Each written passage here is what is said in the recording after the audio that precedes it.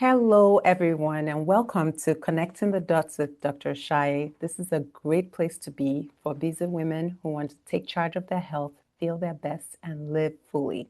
I'm your host, Dr. Lola Ashaye, a board-certified family medicine and lifestyle medicine physician and founder of InTouch Primary Care, a membership-based practice in Sugar Land, Texas. And today I'm here with a very special guest, Dr. Funke Brown. Hi, Dr. Funke. Thank you so much for having me, Dr. Shai. I'm excited and I look forward to this conversation. Yeah, me too. So listen, ladies, or anybody that knows a lady, you need to listen to this conversation. This, I'm telling you, is potentially life-changing. And I don't say that often. So I have here Dr. Funke Afolabi-Brown. She is a triple board certified sleep physician, the founder of the Restful Sleep MD. She's also the best-selling author of Beyond Tired, a sleep physician's guide to solving your child's sleep problems for good. She helps individuals prioritize sleep, achieve optimal health, thrive, and live to their fullest potential. As a busy physician and a mom of two, she understands the impact of sleep deprivation on our mental, physical, and emotional health. She has made it her mission to help others make sleep a priority. She also works with organizations and businesses to improve their health by incorporating healthy sleep into their wellness journey. She's also a consultant, a speaker on a regional, national, and international platforms. She has also published several peer-reviewed manuscripts on various sleep disorders. She obtained her sleep medicine training at the University of Pennsylvania. So Dr. Funke Brown is highly, highly recommended, highly, highly accomplished, and it's an honor to have you here. So, Oh, thank you. so Dr. Funke, can you tell us more about your work in sleep medicine in terms of your clinic work? Like who are the types of people you typically help, and what kinds of sleep problems do your patients usually come in for? Yes, that's a great place to start. So I work with a lot of children and adults. Over the past few years, my work has really centered around women in midlife as well. And I think it really started with my own journey with sleep in different stages of life, right from, when I was a teenager, when I was in medical school, moving fast forward to a young mom, and then now in that season of midlife. And I've just seen the changes. And even though I'm a clinician and I understand the role and the importance of sleep, one of the things that we know is that uh, even in our medical training throughout, really, we don't get granular or detailed information about what sleep is, how it impacts us, and how to evaluate for it. So, as a physician and as somebody who sees a lot of women professionals, I've seen this issue again and again. And so I love that we're having this conversation because I think it's going to highlight a lot of what you may not have heard about your sleep before as a woman in midlife. Yeah. And, I'm glad you mentioned you see a lot of women in midlife that have sleep issues. And the truth is, as a physician, maybe one of the reasons they don't talk about it is because we don't get any sleep like, during Yeah, our training, right? So they true. probably don't want to tell us the benefits of sleep when we're not getting any, right? So, Yeah, and a lot of professionals, that are, a lot of professionals deal with this too, where women yeah, included, where they have trouble with getting enough sleep, and sleep is often sacrificed, for professional reasons. So this is a very timely conversation. Okay, so you have described sleep as a superpower. What do you mean by that? And why is sleep so important for women's energy, mood, hormones, weight, memory, for long-term health? yes. So, yeah, I describe it as a superpower. I think that just really sums it up if you think about all the benefits. And this is a question I often ask when I speak at conferences and things, that imagine if we gave you a pill and told you this pill will help with your blood pressure, your insulin levels, your Mm, weight, your mental health. It will help with just how your relationships, your performance. Like, who wouldn't want that kind of super drug? Well, that you get to swallow that pill every day for 8 hours if you Mhm. just do it. And so it's not really to put you under pressure, because now I don't want that to backfire to now get to a state where you're now panicking when your sleep is disrupted. But it's just to create an understanding that many times, especially as women professionals, we tend to neglect it as, the something that we'll do at some point, right? And so when we change that mindset to see that our brain is getting restored, our memory is getting consolidated, blood pressure dips when you're sleeping properly so that you can get, your heart healthy. You talk about the cleansing action that the brain does, such that if we're Mm. not sleeping well, you get cluttered. We all have experienced that memory fog. So imagine what that does over time. And so also hormones are regulated during sleep. So when you don't get that normal regulation, then we start to see all the downstream effects, which you manage so excellently in your practice. The blood pressure issues, the weight issues, the risk for diabetes, all those things are really, really, they really need good sleep to be able to perform properly. So again, I think that's one reason why I just summed it up as a superpower, honestly. Wow, I love that. I love the way you framed it as a pill because a lot of times, people will say, just give me something to help me sleep. Right? Or give me something to help me lower my weight, or give me something, and here we have a natural way. And a lot of people want natural. Give me next best supplement to Mm. help me with, XYZ. And here we have something natural that can truly help and without side effects. So Yeah. it's wonderful the way you frame it that way. So today we're talking specifically to women in midlife, right? And when it comes to perimenopause and menopause, it's a unique phase, and there are reasons why that are different from typical sleep concerns. So, what are the most common sleep complaints you hear from women in the transition phase? So the most common, I would say, is the middle of the night waking. So when people come and they say, I'm having sleep issues, right? That's the thing, sleep issues. And then when we drill down into what the issues are, it's mostly centered around middle of the night wakings. Eventually, women in midlife might start to develop difficulties falling asleep, or they may start to wake up uh, earlier than they would like. So those are usually the most common symptoms we start to see. And then, on the other side, another thing you might have people coming in to say is, I'm exhausted, I'm tired all the time. Even when I get my 7 hours of sleep, I'm still tired. So I usually will see those two broad groups where it's either my sleep is problematic, I can't get enough of it, or I think I'm getting enough by this definition of enough sleep, but I'm tired still. So that's really where I see a lot of the complaints.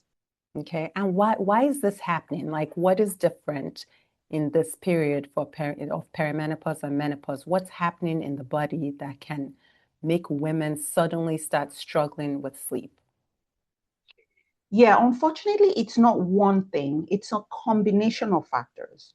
So, with the transition from perimenopause, or from, just having normal cycles, to now starting to have fluctuations in your cycles, and eventually maybe menopause when you start having your periods and things, we notice that what's driving that, they're hormones. So those Mm. hormonal changes are contributing to sleep issues again. So we think about the most common hormones, the estrogen, which is kind of the workhorse for the body, right? There's the estrogen receptors are there from top, all the way from your brain all the way to your toes, right? So it can affect sleep, affects our core body temperature, leading to the night sweats and the hot flashes. It affects the way our sleep architecture is, meaning that the way your sleep is structured. Typically, you have a certain amount of deep sleep, a certain amount of light sleep, a certain amount of REM sleep. You start to see changes in that. And so the depth of your sleep quality starts to go down again because of those hormonal issues. You may start to notice that you're not staying as in as deeper sleep as you used to before. So small little things will tend to wake you up. So maybe you had a spouse that has actually been snoring all their life. All of a sudden, The snoring is irritating you. It wasn't as if they just started snoring, but now your susceptibility to the external environment, because again, the depth of your deep sleep is, I mean, not as deep, I would say. So because of that, you're now finding out you're waking up. And then on top of that, we are seeing that there's a change also in the way the hormone cortisol is regulated. So you might start to see a slight rise in your cortisol levels.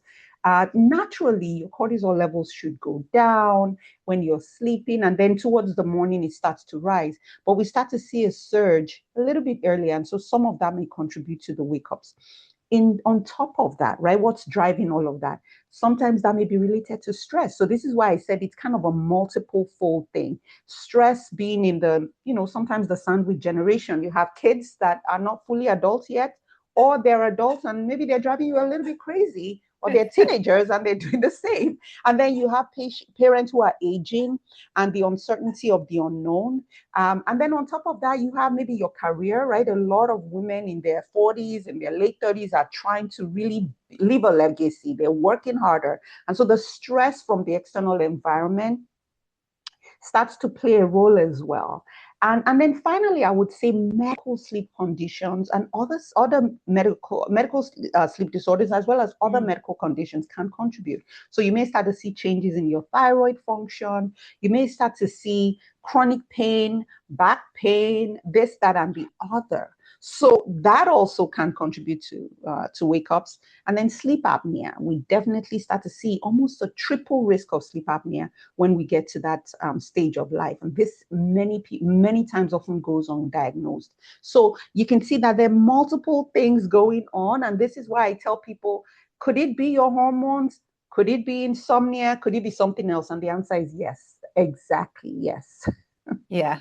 No, thank you for saying that, because I think sometimes, especially now, there's much more awareness about this transition, perimenopause and menopause. I wanted to have this conversation with you because sometimes we simplify it too much and we say, oh, okay, when we treat the symptoms of menopause or perimenopause, all your sleep problems are going to go away. But that may not be true because it depends on what's causing it in the first place. It's a combination. So some of it may be better, but it may not all go away. So I'm glad that you mentioned that it's multifactorial, and it's important that people know this. So just wanted to pause. Remember, you can listen to this episode on our InTouch Primary Care YouTube channel. I encourage you strongly to leave comments. Please subscribe, share with someone who might need it. You never know, it could make a huge difference for them. So please share, especially, if this is helping you, share with somebody else. Thank you in advance. All right, so we're going to continue. So how can women tell the difference between sleep changes related to menopause and a true sleep disorder that needs medical attention, like sleep apnea or restless leg or insomnia or other sleep conditions? I would say that's really the issue here is that, like you mentioned, many times people think, oh, yeah, I just need to get on HRT and all of that and everything will be fine. If you get on HRT and you notice that everything is not fine, then clearly you have your answer. The issue is that for most women, I would say, from my experience, it's close to at least 50% of the time that you probably have another medical condition going on, especially sleep apnea. Even if it's mild sleep apnea, that can contribute. So there are few symptoms or signs that may suggest you have something else going on. The first, again, is if you've been told you snore or you find yourself gasping or choking more than, at all. People would say more than 3 nights a week. Why should you gasp in your sleep at all, right? Um, or if you're waking up multiple times at night, feeling that your mouth is very dry. Maybe you're waking up with a headache. You might be waking up with some jaw pain, because some people grind their teeth as a response to sleep apnea. So if you have any of those symptoms, I'm sorry to let you know, hormone therapy will not fix it. If you have symptoms of restless leg syndrome, where you're feeling these weird sensations in your legs or your arms, making it hard to stay asleep. Some people call it a creepy crawly sensation. Usually that might be a sign that you might be low in iron or low in some micronutrients. Again, that will not be addressed by HRT. If you have insomnia, where even though you used to wake up and you would wake up from 2 to 4 a.m., and now you're on HRT and maybe you're not waking up for that long, but you're still finding you're waking up, your mind is racing. Sometimes now it's not just driven by the hormones. Sometimes it has become a conditioned response. So your brain has become used to that wake up. And so your stress levels just rise. And unfortunately, in some situations, yes, the HRT, especially bioidentical progesterone, can help with that. But in some situations, it just might not be enough, in which case we usually will combine the HRT with treatments such as cognitive behavioral therapy for insomnia. And then I would say if you in your gut just feel something is off, trust your gut and just say, well, it might be and I think this is the beautiful thing about the work you do, Dr. Ashaye, in InTouch Primary Care, where you're looking very holistically. You're not just giving them a script for HRT, but saying, what else are we missing? I think that question, regardless of what your symptoms are, needs to be asked. And so you want to leave no stone unturned, because I don't want you coming in thinking, oh yeah, I just need to get my hormones fixed and all my troubles will be over. 50% of women get disappointed with that.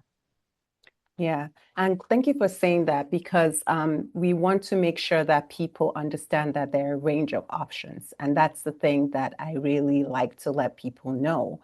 And when you have partially treated something or you feel partially better, you don't need to stop there. You can keep asking questions and figuring out what else could be better, in my sleep. So like you said, HRT can help to an extent, but we want to push and see, could I feel better? Maybe I need to be tested for sleep apnea, or maybe my iron needs to be checked, or whatever needs to be done to make sure that we can get you to optimum health.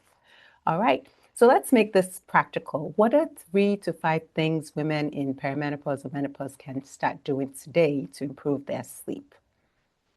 I would say things that you can start today is making sure you build the right foundation. There's no point trying seemingly complex, more sophisticated things if the foundation is wrong. So let's start off with the basics of having a consistent sleep time and wake up time. This is something that really helps your circadian rhythm, or your internal clock, which everybody has, that kind of regulates when you should naturally want to fall asleep and when you should wake up. So you want to make sure that you try to stay as consistent as possible. Even if you wake up, even if during the week you find out that you need to wake up very early because you have work, many people sleep in for several hours on the weekend because they're trying to catch up. That just really throws your system off. So you do want to try to honor as consistent a wake-up time as possible. Another thing I would say is very important is the routine. So making sure that you have that calming, relaxing bedtime routine, something you look forward to. And only you will know that thing that gives you joy and kind of helps you wind down in the evening. Examples may include, taking a warm bath, reading a nice book, maybe journaling, some gratitude, listening to some music or podcast or meditation. Just kind of make a list of 2 or 3 things that you want to do that cues your body for bed. And then the other piece is optimizing your bedroom environment, especially because we get a lot of women with night sweats and hot flashes and things like that. So you want that bedroom to be comfortably cool. Comfortably cool does not mean cold and frigid, because that would be uncomfortable. So I would say just gauge temperature that's lower than the rest of the house. So for some people, it's anywhere between 65 to maybe 70 degrees. So you find what works for you, and that's it. And then you also want a room that's dark, because our melatonin peak starts to decrease as well during menopause. So we've started to see some research showing that. So this is something that if you have a darker bedroom, it enhances that melatonin a little bit more. And then also, this is something that's very important. Maybe you can't fall asleep, and so you bring out your laptop and try to complete some emails. You try to send some more messages on WhatsApp or watch a TV show, all those things will continue to diffuse your brain's ability to know what you're supposed to be doing in bed. The bed is supposed to be for sleep and sex and nothing else. So really making sure that you pay attention to that. And then I would say, finally, you want to look and do almost like an audit, a self-audit of what are my habits, what are the things I'm eating, and eliminate the things that are not sleep promoting. So if you're drinking caffeine or iced tea, soda, even sometimes decaf tea, can close to bedtime, that can disrupt your sleep, and you actually become more sensitive to those changes as you get older. Alcohol definitely sedates, but it's really something that will fragment your sleep big time. Eating very large meals, before bed, if that's something you do, you probably want to move that to late earlier in the day. So again, you do that audit and say, what am I consuming, either by the food I eat or by what I'm drinking or by what my mind is taking in. If you're watching the news just before bed and it's all trauma, all doom and gloom, well, you're going to carry some of that into bed with you, and that might contribute to your difficulties with sleep. So I would say start with these. What I just gave you is an acronym, actually. Create, that CREATE. So C is the consistent sleep time and wake up time. R is having that bedtime routine. And then E is really making sure your environment is optimized. A is assign the bed for sleep. T is tackle technology, so the phones, the screens, all of that. And then E is eliminate what is not sleep promoting. Oh, wow. Very helpful. Thank you so much. Yeah. Yeah, that is great. Some of the things you said, I was just thinking about how you mentioned in the beginning, sometimes we're looking for this fancy, complicated solution. And meanwhile, just the simple things. And it's all Yeah. about doing the simple things consistently. And I'm glad you mentioned, when people think about things that are relaxing, alcohol shouldn't be part of that equation, because I know a lot of people find drinking wine before bed relaxing, but that wouldn't help in this situation. And then you had Yeah. talked about, keeping the temperature cool, some ideas, because if you're in bed with a partner, for instance, they may think it's too cold. Using a cooling blanket can be helpful. If you want to make your room dark and you don't have the dark curtains, using a sleep mask can be helpful. So just, doing your best to make it as conducive for you as possible. But those are great tips. Thank you so much. Okay.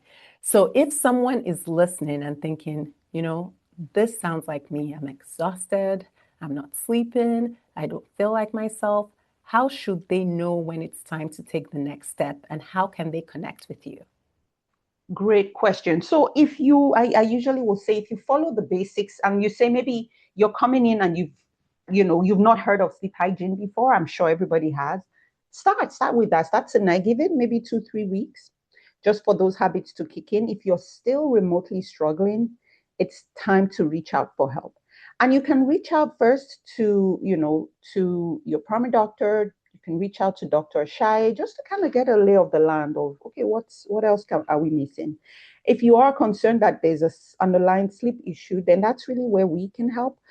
Currently, we have a sleep medicine practice. We're licensed in California, in New Jersey, in Pennsylvania, as well as Virginia. We'll be more than happy to help you. We offer telemedicine services, which is great. We also offer sleep studies. So you can either call us or reach out to your doctor, and they can just order a sleep study on your behalf, and we can take it from there. So we can figure out this sleep apnea thing. Again, because it's almost 3 times as common in women in midlife, we want to make sure we don't miss it. So we can take care of that. And then we also have an insomnia course specifically for women in midlife, where we really talk about cognitive behavioral therapy for insomnia. As I've talked about the last almost 30 minutes, you've heard me not mention medication one bit, because your body is supposed to learn how to sleep naturally. So we offer these holistic solutions through our course as well. Now, all this information is on our website, is restfulsleepmd.com. So you could go right there, get access to the course, get access to, if you need to learn more about us, get access to our social media handles, which is also Restful Sleep MD. Our phone number to our practice is there. The cognitive behavioral therapy for insomnia course, which is the gold standard for treating insomnia. That's right there as well. So lots of ways to find us. Yes, and lots of resources. And that's one thing I love about Dr. Funke Brown and the Restful Sleep MD. There's so many valuable resources that you can tap from. And obviously, you can also make an appointment with her at the Restful Sleep MD if you're in any of those states that she mentioned. Well, thank you for listening. Thank you so much for being here, Dr. Funke. This has been wonderful. And remember to share this with someone who needs it. And if you're not already subscribed, subscribe to this YouTube channel for more helpful, valuable information. And if you're in the Houston area and you want the peace of mind of being able to reach your doctor when you need it and having holistic healthcare, join us at InTouch Primary Care. You can learn more about us on our website, intouchprimarycare.com. Thank you for listening and have a great day. Thank you for having me. You're welcome.